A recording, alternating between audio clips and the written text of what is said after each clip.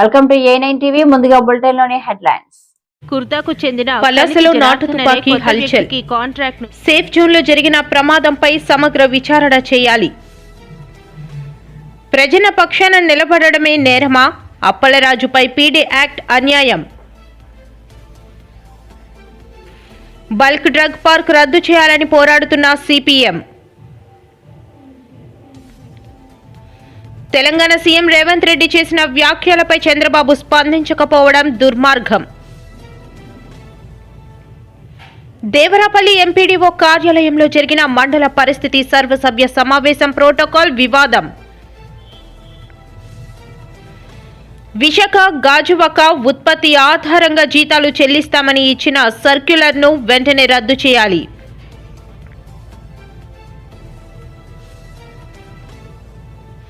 సనాతన ధర్మాన్ని ప్రపంచవ్యాప్తంగా చాటి చెప్పిన మహోన్నత వ్యక్తి స్వామి వివేకానంద.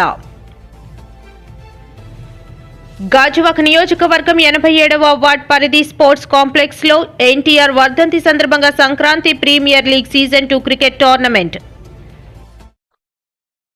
పలాసలో నాటు తుపాకీ హల్చల్.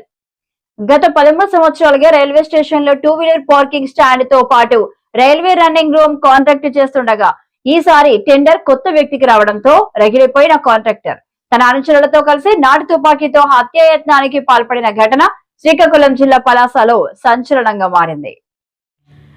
పలాసకు చెందిన మీసాల సురేష్ అనే వ్యక్తి పలాస రైల్వే స్టేషన్లో గల రన్నింగ్ రూమ్ మెయింటెనెన్స్తో పాటు 2 వీలర్ పార్కింగ్ కాంట్రాక్ట్ను పొంది ఉన్నాడు. అయితే 2025 డిసెంబర్లో జరిగిన టెండర్లో ఈసారి ఒడిశా రాష్ట్రం కుర్తాకు చెందిన కనితి జనార్దన్ అనే కొత్త వ్యక్తికి కాంట్రాక్ట్ను దక్కించుకున్నాడు. అయితే ఈ నెల 10వ తేదీ నాడు రాత్రి 12 గంటలకు కొత్త కాంట్రాక్టర్ 2 వీలర్ పార్కింగ్ను స్వాధీనపరుచుకునే నేపథ్యంలో పార్కింగ్ స్థలాన్ని శుభ్రపరుస్తుండగా పాత కాంట్రాక్టర్ అయిన మీసాల సురేష్ అనే వ్యక్తి తన 3 అనుచరులతో చేరుకుని నాటు తుపాకీతో పాటు కత్తులు కర్రలతో హత్యాయత్నానికి పాల్పడినట్లు ఫిర్యాదుదారుడు ఇచ్చిన ఫిర్యాదు మేరకు పోలీసులు చెబుతున్నారు. ఫిర్యాదు అందుకున్న పోలీసులు సీసీ ఫుటేజ్ ఆధారంగా హత్యాయత్నానికి పాల్పడిన A1 మీసాల సురేష్తో పాటు ఆయనకు సహకరించిన A2, A3లను అరెస్ట్ చేయగా A4గా ఉన్న మరో ముద్దాయి కోసం గాలిస్తున్నామని, గతంలో కూడా వీరిపై పలు హత్యాయత్నం కేసులు ఉన్నట్లు కాశీబుగ్గ డీఎస్పీ తెలిపారు. హత్యాయత్నానికి ఉపయోగించిన ఒక నాటు తుపాకీతో పాటు కత్తులు కర్రలు స్వాధీనపరుచుకుని ముద్దాయిలను కోర్టులో హాజరుపరుస్తున్నట్లు కాశీబుగ్గ డీఎస్పీ షేక్ షహాబాజ్ అహ్మద్ మీడియా సమావేశంలో తెలిపారు. టౌన్ పోలీస్ స్టేషన్లో కేసు రిజిస్టర్ చేయడం జరిగింది. Crime number 7/26. ఇందులో attempt to murder, extortion, organised crime, illegal possession of arms sections కింద కేసు నమోదు చేయడం జరిగింది. ఇందులో మొత్తం 4 ముద్దాయిలండి. A1 మీసాల సురేష్, A2 మీసాల చిన్నారావు, A3 మీసాల మోహన్ రావు, A4 మున్నా, ఈయన అబ్స్కాండింగ్లో ఉన్నారు. వివరాల్లోకి వెళ్తే గత నెల 22న రైల్వే స్టేషన్లో ఈ బైక్ పార్కింగ్ తాలూకా ఆక్షన్ని జగన్నాథం అన్న పర్సన్ ఈ ఆక్షన్లో దాదాపు 55 లక్షలకి పాడుకొని ఆ 2 వీలర్ బైక్ పార్కింగ్ ఆక్షన్లో ఆయన తీసుకోవడం జరిగింది. దీనిలో భాగంగా ఈ సురేష్ ఎవరైతే ఉన్నారో ఇది యాక్చువల్గా 2012 నుంచి వీళ్ళ హ్యాండ్ ఓవర్లో ఉంది. 2 వీలర్ బైక్ పార్కింగ్ ప్లేస్ అంతా కూడా 2012 నుంచి కూడా వీళ్ళు దీన్ని మెయింటైన్ చేస్తూ ఉన్నారు. ఈ ఆక్షన్లో భాగంగా వీళ్ళు 10th అంటే 9th midnight 12 o'clockకి 10th early morning 12 o'clockకి వీళ్ళు ఈ సురేష్ వాళ్ళు జగన్నాథం వాళ్ళకు హ్యాండ్ ఓవర్ చేయాల్సి ఉంటుంది. సో దీనిలో భాగంగా ఈ జగన్నాథం, మధు ఈ ఇద్దరు కూడా 9th రాత్రి 9 గంటలకు స్టేషన్ దగ్గరికి వెళ్ళి ఉన్న స్టేషన్ మాస్టర్కి వెళ్ళి ఇన్ఫార్మ్ చేస్తారు. అంటే వాళ్ళకి ఈ విధంగా ఆక్షన్లో దీన్ని దక్కించుకోవడం జరిగింది కాబట్టి మేము నైట్ 12 తర్వాత మేము వచ్చి దీన్ని స్వాధీనం చేసుకోబోతున్నామని చెప్పేసి అక్కడున్న స్టేషన్ మాస్టర్కి ఇన్ఫార్మ్ చేయడం, సబ్సిక్వెంట్గా స్టేషన్ మాస్టర్ ఉన్న మీసాల సురేష్ వాళ్ళకు కాల్ చేయడం, వీళ్ళు కాల్ లిఫ్ట్ చేయకపోవడం, తర్వాత వాళ్ళందరూ కలిసి 10 గంటలకు ఆ షెడ్ దగ్గరికి రావడం, వచ్చి అక్కడున్న ఈ మీసాల సురేష్ తాలూకా వర్కర్స్కి చెప్పడం, అంటే ఈ విధంగా 12 తర్వాత మీ టైం అయిపోతుంది కాబట్టి 12 తర్వాత ఈ మీసాల సురేష్ నుంచి జగన్నాథంకి ట్రాన్స్ఫర్ అవుతుంది కాబట్టి మీరు ఈ ప్లేస్ అంతా కూడా ఖాళీ చేసి వీళ్ళకి హ్యాండ్ ఓవర్ చేయాలి అని చెప్పి వెళ్ళిపోవడం జరిగింది. దీని తర్వాత జగన్నాథ్ సేఫ్ జోన్ లో జరిగిన ప్రమాదంపై సమగ్ర విచారణ చేయాలి. మృతుడు కుటుంబానికి ₹1 కోటి నష్టపరిహారం చెల్లించాలి. సిఐటియు రాష్ట్ర కార్యవర్గ సభ్యులు గనిశెట్టి డిమాండ్. పరవాడ ప్రాంతంలో ఉన్న సేఫ్ జోన్ షాప్ లో ఆదివారం జరిగిన ప్రమాదంలో ఇక్కడ పనిచేస్తున్న సర్వీస్ టెక్నీషియన్ మృతి చెందాడు.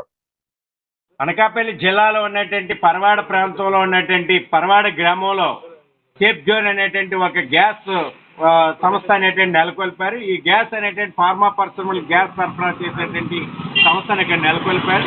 ఈ సంస్థలో నైట్రోజన్ సంబంధించినటువంటి అమోనియాకి సంబంధించినటువంటి గ్యాస్ అనేటువంటి ఫిల్లింగ్ చేస్తారు.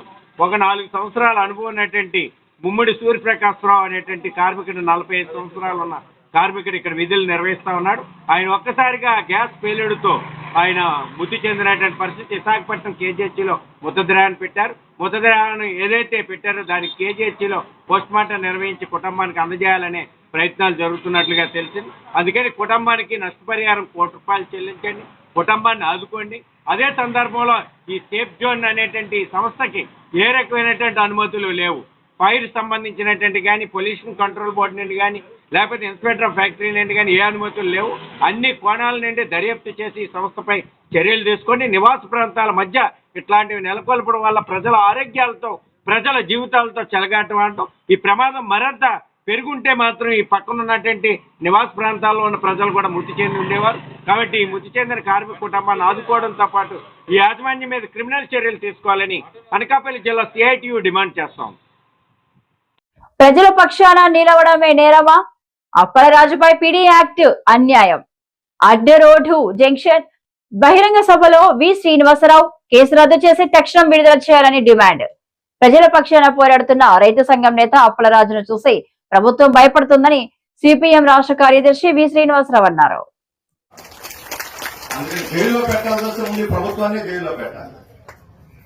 శ్రీకాకుళం నుంచి కోనసీమ దాకా ఇక్కడ ఈ అచ్చాపురం, నక్కపల్లి ఈ మొత్తం ఈ మండలాల్లో కోస్తా తీరంలో ఉన్నటువంటి వందలాది గ్రామాల్లో లక్షలాది ఎకరాలని అక్రమంగా అన్యాయంగా దురాక్రమణ చేస్తూ బలవంతంగా భూములు లాక్కుంటూ ఇష్టానుసారం కార్పొరేట్ పందేరం చేస్తున్నటువంటి వాళ్ళు ఎవరు దురాక్రమణదారులు, ఎవరు చట్టాన్ని ధిక్కరిస్తున్న వాళ్ళు, ఎవరు అశాంతిని సృష్టిస్తున్న వాళ్ళు.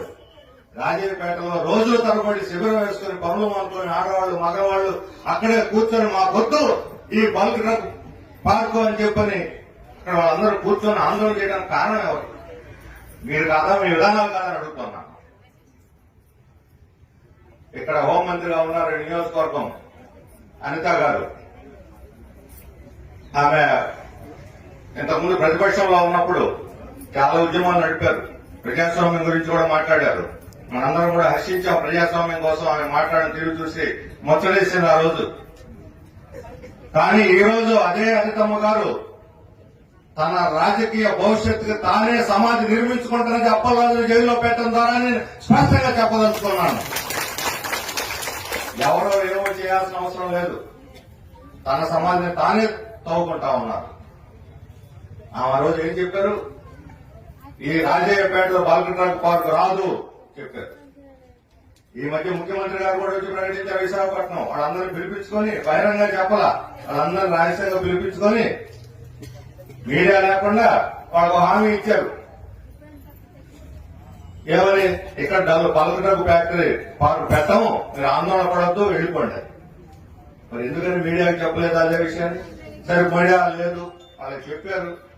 మరి వాటికి నోటిఫికేషన్ ఉపసంహరించుకోవాలి కదా. ఎందుకు ఉపసంహరించుకోలేదు? నిజంగా మీరు నిజాయితీగా ఇక్కడ బల్క్ డ్రగ్ పార్క్ పెట్టడం లేదు అనే కానీ విశ్వసించి ప్రజలకు హామీ ఇచ్చుంటే, నిజాయితీగా హామీ ఇచ్చుంటే ఈ పార్టీకి ఆ నోటిఫికేషన్ ఉపసంహరించుకొని ఉండాలి. అది ఉపసంహరించుకోలేదు అంటే మీ మాటల్లో నిజాయితీ లేదు అని చెప్పి నేను చెప్పదలుచుకున్నాను. ఈ రకంగా ఎంతకాలం మోసం చేస్తారు జనాన్ని? ఎందుకు ఈరోజు మీరు ఒకసారి చెప్పారు పార్కు లేదని, వాళ్ళు ఆందోళన కూడా నిర్మించారు. ఎందుకని అప్పలరాజు జైల్లో పెట్టారు? ఏం అవసరం వచ్చింది అంటే రాబోయేటువంటి రోజుల్లో ఈ మొత్తం భూములను కూడా 100,000 ఎకరాలని ఆశ్రమించాలంటే బల్క్ డ్రగ్ పార్క్ రద్దు చేయాలని పోరాడుతున్న సిపిఎం రైతు సంఘం నాయకుడు ఎం అప్పలరాజు పై పీడీ యాక్ట్ పై జైల్లో నిర్బంధించడాన్ని ఖండిస్తూ విశాఖలో సిఐటియు నిరసన పాల్గొన్న సిఐటియు రాష్ట్ర కార్యదర్శి సిహెచ్ నరసింహారావు. 50 రోజులు జైల్లో పెట్టినటువంటి ప్రభుత్వం ఎక్కడికి వెళ్ళిందో మనకు తెలుసు. కానీ ఇవన్నీ మర్చిపోయి ఈరోజు చంద్రబాబు ఉద్యమాలు చేసే నాయకుల మీద, సిఐటి నాయకుల మీద, రైతు నాయకుల మీద అక్రమ కేసులు విధించడం అనేది దుర్మార్గం.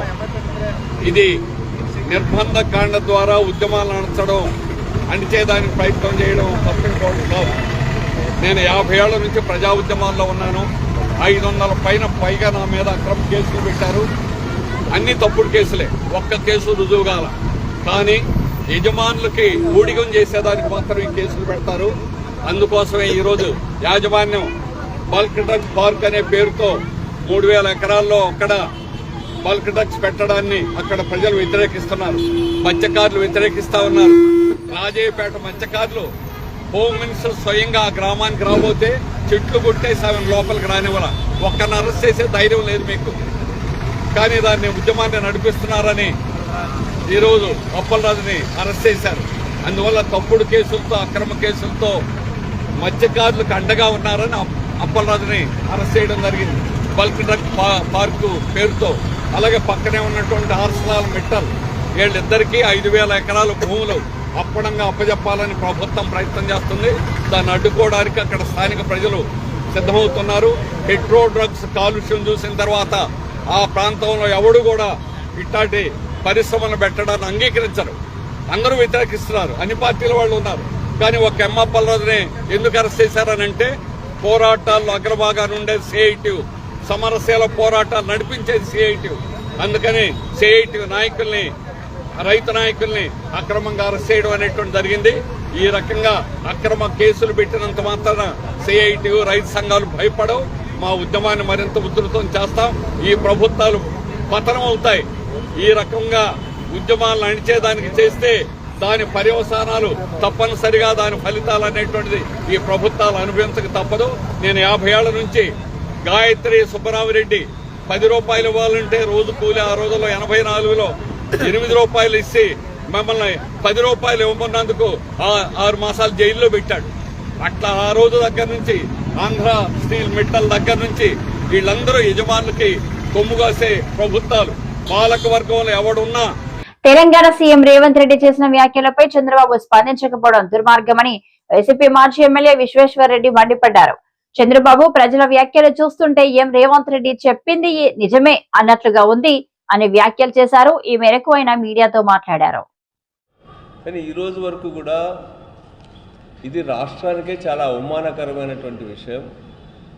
2 తెలుగు రాష్ట్రాలు అయినప్పటికీ కూడా తెలంగాణ, రాయలసీమ ముఖ్యమంత్రులు అక్కడి ప్రయోజనాలు, ఇక్కడి ప్రయోజనాలు వేరువేరుగా ఉంటాయి.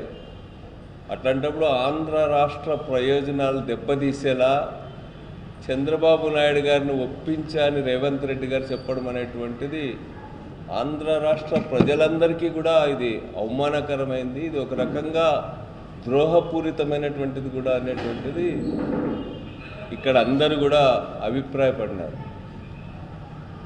దాని తర్వాత అయినా చంద్రబాబు నాయుడు గారు స్పందిస్తారేమో అని చెప్పి అనుకున్నారు. సూటిగా సమాధానం చెప్తారేమో. నేను అలాంటిది మాట్లాడలేదనో, అలాంటివేవి రహస్యంగా చర్చలు జరగలేదనో, రాష్ట్ర ప్రయోజనాల విషయంలో నేను రాజీ పడలేదనో చెప్తాడనుకున్నాం. కానీ ఆయన అట్లాంటి విషయాలు చెప్పకుండా రాయలసీమ లిఫ్ట్ ఇరిగేషన్ అనేటువంటిది చాలా పరిమితమైందని, ఆ ప్రాజెక్ట్ అవసరమే లేదన్నటువంటి రీతిలో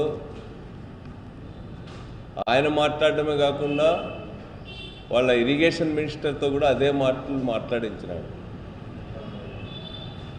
ఇది రేవంత్ రెడ్డి గారి వ్యాఖ్యలను అంగీకరించినట్టుగా, ఆ వ్యాఖ్యల పట్ల వాళ్ళకేం వ్యతిరేకత లేదనేటట్టుగా చంద్రబాబు నాయుడు గారు కానీ వాళ్ళ ఇరిగేషన్ మినిస్టర్ రామానాయుడు గారు కానీ మాట్లాడిన దాన్ని బట్టి అర్థమవుతుంది మనకు. దేవరపల్లి ఎంపీడీఓ కార్యాలయంలో జరిగిన మండల పరిస్థితి, సర్వసభ్య సమావేశం ప్రోటోకాల్ వివాదంతో ఉద్రిక్తంగా మారింది. బోయిలకింతాడ సర్పంచ్ బోరే బాబురావు రెవెన్యూ సమస్యలపై డీటీకి విన్నవించగా అధికార పార్టీకి చెందిన అధ్యక్షులు కలుగజేసుకుని మాట్లాడడంతో ఇరువురు వర్గాల మధ్య వాగ్వాదం చోటు చేసుకుంది.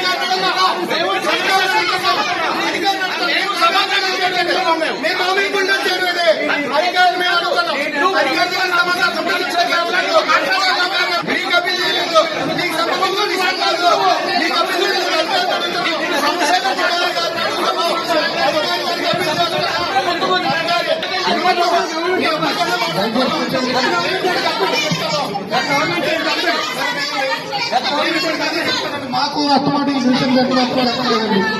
దేని గురించి అసలు మీరేమో పైకి బిల్డింగ్ చేస్తామండి. సభకు సంబంధించి సభలోకి ఎక్కడ చేస్తారు? పైగా మాకు ఏదైనా సమస్య ఉంటే మాట్లాడేవారు. ఏంటి బిల్డింగ్ ఏంటి బిల్డింగ్ ఏంటి సభకి గౌరవ అధ్యక్షులు ఏం సంబంధం? ఈ సభకి గౌరవ అధ్యక్షులకు ఏం సంబంధం? మీరేం ఇచ్చారా?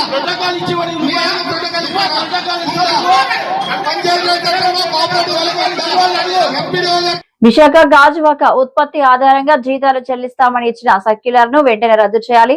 అఖిలపక్ష పోరాట committee Visakha steel plant admin building వద్ద నిరసన తెలిపిన పోరాట కమిటీ నాయకులు. అఖిలపక్ష పోరాట committee Visakha steel plant admin building వద్ద నిరసన తెలిపిన పోరాట కమిటీ నాయకులు బకాయి పడ్డ జీతాలు తక్షణమే చెల్లించాలని డిమాండ్, విద్యుత్ ఛార్జీలు తగ్గించాలని, హెచ్ఆర్ఏ ఇవ్వాలని డిమాండ్ చేసిన పోరాట కమిటీ స్టీల్ ప్లాంట్లోని కార్మికులకు క్యాంటీన్ సదుపాయం కల్పించాలని డిమాండ్. ధర్నా కార్యక్రమంలో పాల్గొన్న డి ఆదినారాయణ, అయోధ్యారాం, మీరుకొండ రామచంద్రరావు, రమణ, రామస్వామి అధిక సంఖ్యలో కార్మికులు. భారతదేశంలో ఎక్కడా లేని విధంగా విశాఖపట్నం స్టీల్ ప్లాంట్లో ఉత్పత్తి ఆధారిత జీతాలు ఇవ్వడానికి ఖండిస్తూ దాన్ని విత్డ్రా చేసుకోవాలని చెప్పేసి ఇక్కడ ధర్నా జరుగుతూ ఉంది. ఈ ధర్నా నుంచి యాజమాన్యాన్ని అడుగుతా ఉన్నాం. లేబర్ డిపార్ట్మెంటు క్లియర్ కట్గా ఉత్పత్తి ఆధారిత జీతాలు తప్పని చెప్పి చెప్పింది. అయినా నువ్వు మళ్ళా జనవరి 1 కూడా ఏ జీతాలు ఇచ్చావు. ఇప్పటికీ ఉద్యోగులకి కష్టపడి ఉత్పత్తి చేస్తున్న ఉద్యోగులకి 3 నుంచి 6 లక్షల రూపాయల మధ్యన బకాయిలు ఉన్నాయి. ఈ బకాయిల వల్ల బాధ్యత మీకు లేదని చెప్పేసి యాజమాన్యం అడుగుతా ఉన్నాం. ఇది పాలకులకు అర్థమవుతుందా? డిసెంబర్ నెలలో 6,14,40 టన్నులు ఉత్పత్తి చేశాం, అంటే 100% ఉత్పత్తి జరిగింది. అయినా సరే డిసెంబర్ నెలలో 110 కోట్ల రూపాయలు నష్టాలు వచ్చాయని చెప్తా ఉన్నారు. ఈ నష్టాల కారణం ఏంటి? 15,000 టన్నుల హాట్ మెటల్ దాటితే 10 రూపాయలు మందని చెప్పేసి గతంలో సీఎండీ చెప్పారు. ఇవాళ 19,000 చిల్లర వచ్చినా సరే నష్టాలు వస్తూ ఉన్నాయి. డిసెంబర్ నెలలో 100% ప్రొడక్షన్ వచ్చినా సరే 96%, 93%, 92% జీతాలు ఇచ్చావు. దీనికి కారణం ఏమిటి? మీ విధానాలు, మీ తప్పుడు పాలసీలు, మీ చేతకానితనాన్ని ఉద్యోగుల మీద నెట్టడానికి ప్రయత్నం చేస్తూ ఉన్నారు. దీన్ని ఎట్టి పరిస్థితుల్లో అంగీకరించే సమస్య లేదు. దీనికి కావాల్సినటువంటి ముడి సరుకు, నాసిరకం ముడి సరుకు బయట మార్కెట్లో సనాతన ధర్మాన్ని ప్రపంచవ్యాప్తంగా చాటి చెప్పిన మహోన్నత వ్యక్తి స్వామి వివేకానంద అని బీజేపీ రాష్ట్ర మీడియా ఫైనలిస్ట్ గాజువాక ఇన్ఛార్జ్ కర్ణం రెడ్డి నరసింగారావు అన్నారు. స్వామి వివేకానంద జయంతి సందర్భంగా గాజువాక కడితి రోడ్ లో ఉన్న Vignana Bharathi school correspondent Srinivasa Rao, principal Mahalakshmi ఆధ్వర్యంలో రన్ ఫర్ స్వదేశీ సంకల్ప యాత్ర చేపట్టారు. నమస్కారం అండి. ఈరోజు స్వామి వివేకానంద గారి జయంతి సందర్భంగా మన Gajuwaka BVK high school correspondent గారు శ్రీనివాసరావు గారు, అదేవిధంగా ప్రిన్సిపల్ గారు శ్రీమతి మహాలక్ష్మి గారి ఆధ్వర్యంలో రన్ ఫర్ యూనిటీ పేరిట 2 కిలోమీటర్స్ విద్యార్థులతో కలిసి ఐక్యతా రన్ లో పాల్గొనడం జరిగింది. మరి మేడం గారు చెప్పినట్లుగా రామకృష్ణ పరమహంస యొక్క ప్రథమ శిష్యులు, అదేవిధంగా స్వామి వివేకానంద గారు అప్పుడు అమెరికాలో చికాగో వెళ్ళినప్పుడు ఆయన యొక్క స్పీచ్ కి మరి అమెరికన్స్ కూడా ఆశ్చర్యపోయారు. మన సనాతన హిందూ ధర్మాన్ని ప్రపంచానికి చాటి చెప్పిన గొప్ప మహనీయులు. ఆయన ఆశయాలకు అనుగుణంగా నేటి యువత పయనించాలి. ఆయనకి ఎక్కువగా యూత్ ఫాలోవర్స్ ఉన్నారు. ఎందుకంటే ఆయన అతి చిన్న వయసులోనే మరి స్వామీజీగా మారి ప్రపంచ దేశాలు తిరిగి హిందూ ధర్మాన్ని, హిందూ గొప్పతనాన్ని కూడా ప్రపంచానికి చాటి చెప్పిన మహనీయులు. మరి ఆయన ఆశయాలకు అనుగుణంగా నేటి యువత ప్రతి ఒక్కరు కూడా వెళ్ళాలని కోరుకుంటూ చాలా చక్కగా ఈ కార్యక్రమం ఏర్పాటు చేసి మమ్మల్ని అందరినీ ఆహ్వానించినందుకు ప్రిన్సిపల్ మేడం గారికి, అదేవిధంగా కరస్పాండెంట్ గారికి, ఈ కార్యక్రమంలో పాల్గొన్నటువంటి టీచర్స్ కి, విద్యార్థులకి అందరికీ కూడా ధన్యవాదాలు తెలియజేస్తాను. గాజువాక నియోజకవర్గం 87వ వార్డు పరిధి స్పోర్ట్స్ కాంప్లెక్స్ లో ఎన్టీఆర్ వర్ధంతి సందర్భంగా Sankranti premier league season 2 cricket tournament నిర్వహించడం జరిగింది. గ్రౌండ్ పెడదామని చెప్పేసి అప్పటికే 2 కోట్ల రూపాయలు శాంక్షన్ చేసుకొచ్చాం స్పోర్ట్స్ డిపార్ట్మెంట్ నుంచి. అప్పుడు ప్రిన్సిపల్ సెక్రటరీ ఎల్వి సుబ్రహ్మణ్యం గారు తీసుకొచ్చారు. అయితే ఇక్కడ తీసుకొచ్చిన తర్వాత ముఖ్యంగా ఈ ల్యాండ్ కోసం మన సిద్ధార్థ కాలనీ పెద్దలు వాళ్ళు ఆల్రెడీ కొంత డబ్బులు కట్టారు. కట్టంటే అప్లై చేసుకున్నారు. మాకు కొంత పార్ట్ ఇచ్చారు, మనం నిర్మాణం చేసుకున్నాం, ఈ పార్ట్ కూడా భవిష్యత్ తరాలకు అవసరం అవుతుందని చెప్పేసి వాళ్ళు అప్లై చేసుకున్నారు. తర్వాత పెద్దలందరూ వచ్చి ఇది మీరు ఇలా గ్రౌండ్ పెట్టడం కాదండి, మేము చాలా మా ఫైల్ రన్ అయింది గత 20 సంవత్సరాల నుంచి, మీరు ఈరోజు అన్యాయంగా తీసుకోవడం కరెక్ట్ కాదని. తర్వాత వాళ్ళని కన్విన్స్ చేసాం. ఏ విధంగా కన్విన్స్ చేసామంటే ఆ అలాట్మెంట్ అయినటువంటిది కూడా ఇదంతా కూడా చెరువు గర్భం కింద ఉంది. అంటే చెరువు లేదు కానీ చెరువు గర్భం కింద నోటిఫై అయిపోయింది. నోటిఫై అయిపోయింది కనుక మీరు ప్రయత్నం చేసినా ఇది మీకు అలాట్మెంట్ రాదు. 2006కు ముందు అయితేనే అలాట్మెంట్ జరిగాయి. 2006 తర్వాత అలాట్మెంట్లు జరగవు. ఇది ఎవరికి కూడా ప్లాట్లు ఇచ్చినా సరే ప్రయత్నం పనిచేయదు. డబ్బులు కట్టినటువంటి సిద్ధార్థ నగర్ కూడా ఈరోజు 22లో పెట్టారు. వాళ్ళు డబ్బులు కట్టి తీసుకున్నటువంటి దాన్ని కూడా, ఎందుకంటే చెరువు గర్భం సుప్రీంకోర్టు డైరెక్షన్ అడ్డు వస్తుంది అని చెప్పి వాళ్ళు కన్విన్స్ చేసిన తర్వాత చాలా రోజులు పెద్దలందరూ కూడా ఒక ఆశ పెట్టుకున్నారు. చివరికి వాళ్ళు మన మాటలు కన్విన్స్ అయ్యి పెద్ద మనిషితో మనకి గ్రౌండ్ కట్టుకోండి అని చెప్పేసి వాళ్ళు కూడా కన్సెంట్ ఇవ్వడం జరిగింది. అయితే ఎన్ని సంవత్సరాలు పట్టిందంటే 2014లో మన ప్రయత్నం స్టార్ట్ చేస్తే 25కి వచ్చింది. అందుకే ఇక్కడ ఉన్నటువంటి క్రీడాకారులు, యువ క్రీడాకారులు అందరికీ కూడా ప్రతి ఒక్కరికి తెలియజేస్తున్నాను, మీరు ఏదైనా ఒకటి అనుకుంటే సాధించే వరకు కూడా ప్రయత్నం చేసుకుంటూ వెళ్ళండి. చాలా మంది కొంత ఆగిపోతారు. అది మీరు